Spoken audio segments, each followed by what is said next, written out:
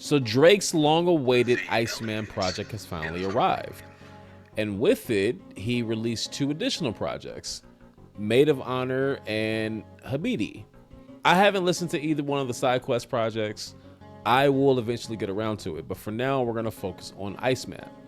So honestly, I mainly listen to it because I've had a thought about Drake for a while now that I've never fully said out loud. And after hearing the album, I think I was right.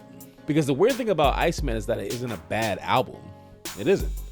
The production is mostly good. Drake can still obviously rap. There are songs on there that I think are pretty good. But after a while, the album starts revealing the same problem over and over. Not through bad music, through familiarity. The same emotional posture, the same, I'm rich, people switched up on me, women hurt me, I'm still him, no, blah, blah, blah, blah, blah. And eventually that album starts feeling less like Drake naturally being Drake and more like Drake trying to recreate what Drake used to feel like Drake cosplaying Drake.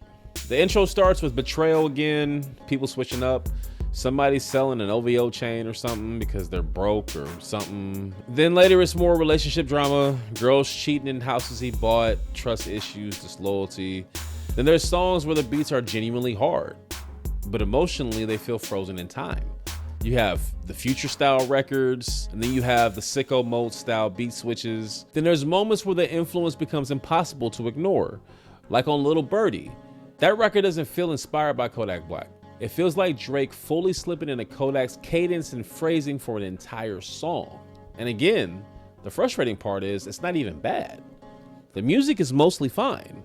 The issue is that after the Kendrick battle, the lawsuits, the internet discourse, the memes, the public scrutiny, and the 2-year gap, people expected some kind of shift.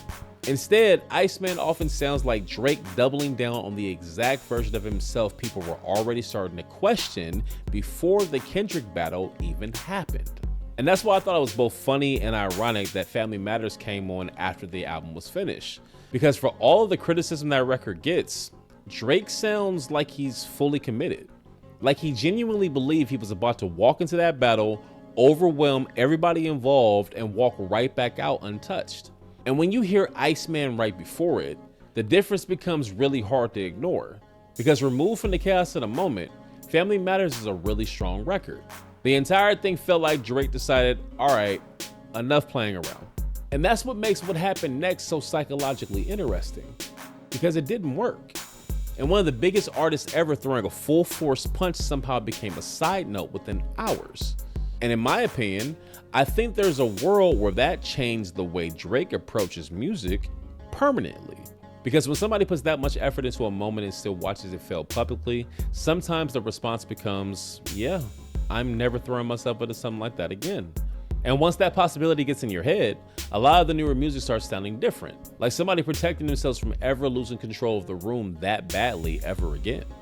And that's why the Kendrick battle matters so much. Not because Drake disappeared after, not because people stopped listening, but because for the first time in a long time, it felt like the formula failed him publicly.